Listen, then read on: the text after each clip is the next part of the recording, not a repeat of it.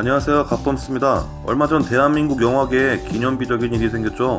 바로 봉준호 감독의 작품 기생충이 미국 오스카 시상식에서 무려 사관왕의 영예를 얻게 된 일인데요. 작품상부터 감독상, 각본상, 국제장편 영화상을 수상하게 되면서 이제 대한민국의 영화도 전 세계 영화인에게 통한다는 것을 여실히 보여주는 역사적인 쾌거라고 할 수 있습니다. 물론 칸 영화제부터 시작해 총룡 영화제, 골든글로브, 영국 아카데미까지 이미 석권한 기생충이기에 이번 오스카 시상식에서의 수상은 후문에 떠도는 아주 약간의 의심마저도 단칼에 없애버리는 일이 돼버렸습니다. 한국 영화를 정말 좋아하는 사람으로서 단순히 수상 소식을 전하는 것보다 저 나름의 분석들을 정리한 영상을 올리면 어떨까 하는 생각을 하게 되었습니다. 한국 영화계 기념비적인 소식에 대한 저만의 리스펙이라고 할까요? 그래서 준비해보았습니다. 봉준호 감독과 그의 페르소나라고 불려지는 송강호 배우. 왜 봉준호 감독은 송강호 배우만을 고집하는 걸까요? 물론 봉준호 감독이 다른 배우들과도 수많은 작품을 찍었습니다.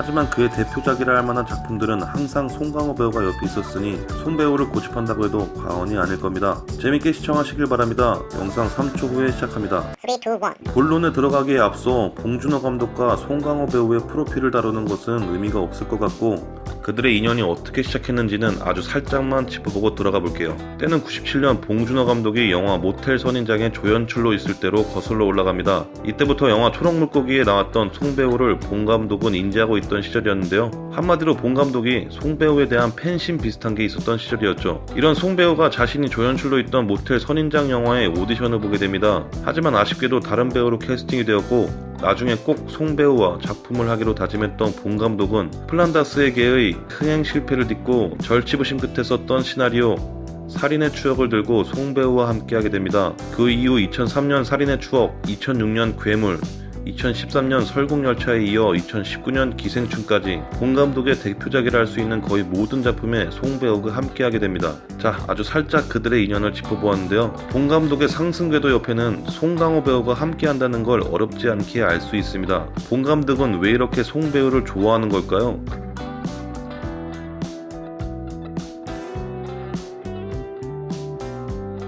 유튜브에 봉준호 감독의 영화를 검색해보면 수많은 해석과 분석 영상들이 난무합니다.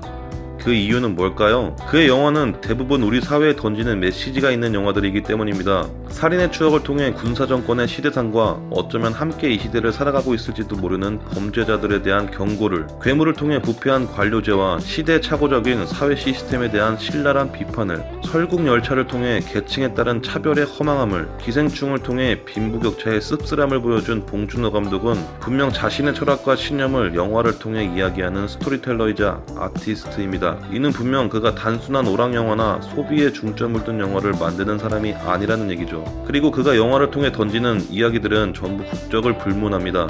사회 보편적인 메시지들이죠. 그렇다면 이런 영화에는 어떤 주연 배우가 필요할까요? 다시 돌아와서 사회 보편의 이야기를 하는 봉 감독의 영화에는 그에 걸맞는 배우가 필요합니다. 수많은 평범한 대중들에게 이입할 수 있고 그들과 쉽게 동화되는 이미지여야 하며 때에 따라서는 어딘가 하자가 있고 부족해 보이는 인물이기도 해야 합니다. 우리 모두는 하나씩 약점이나 부족한 부분을 가지고 살아가죠. 우리는 사회 보편의 사람들이니까요. 또한 이런 이야기는 우리의 일상생활 속에서 나오기 마련입니다. 핵심은 이러한 역할에 송강호 배우가 제격이라는 말입니다. 일찍이 반치광이나 넘버3에서의 모습을 통해 생활 연기의 달인이라는 소리를 들었던 그였으며 그가 풍기는 마스크와 이미지는 보편의 소시민적인 역할에 정말 잘 어울립니다. 어딘지 모르게 참 평범해 보이는 느낌을 지울 수가 없어요. 또한 그의 연기를 혹자들은 평범한 대사도 주옥같은 명대사로 만드는 마법이 있다고 평하곤 합니다. 밥은 먹고 다니냐?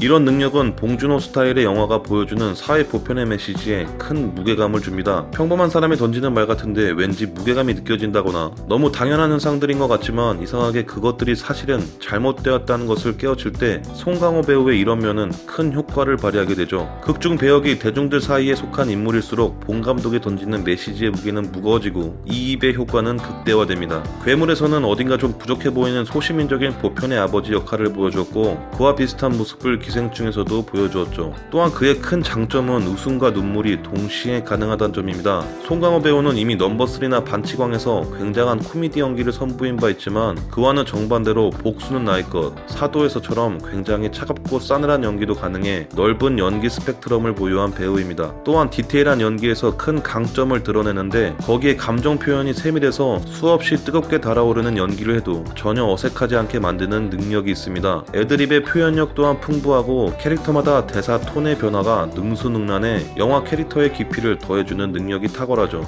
이러한 특징들은 사회 보편의 이야기를 하는데 아주 중요한 특징이라고 저는 생각합니다. 얼굴이면 얼굴, 연기면 연기, 애드립이면 애드립, 표현력, 캐릭터에 대한 이해, 모든 면에서 봉준호 감독이 원하는 이상적인 배우상에 딱 들어맞는 인물이 아닐까요?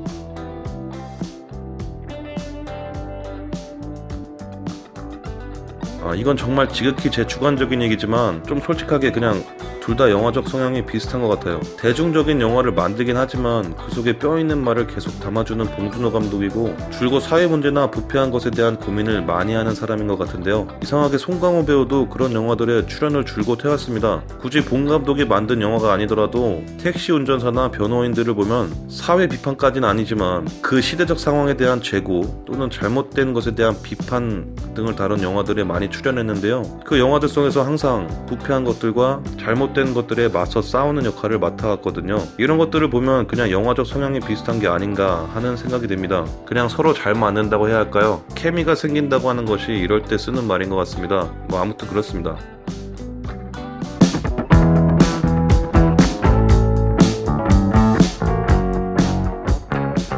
지금까지 부족하게나마 만들어본 봉준호와 송강호의 영화적 인연에 대한 제 개인적인 분석이었습니다. 재밌게 보셨으면 구독 좀 해주시고요. 더 재밌는 영상으로 돌아오겠습니다. 지금까지 갓범스였습니다.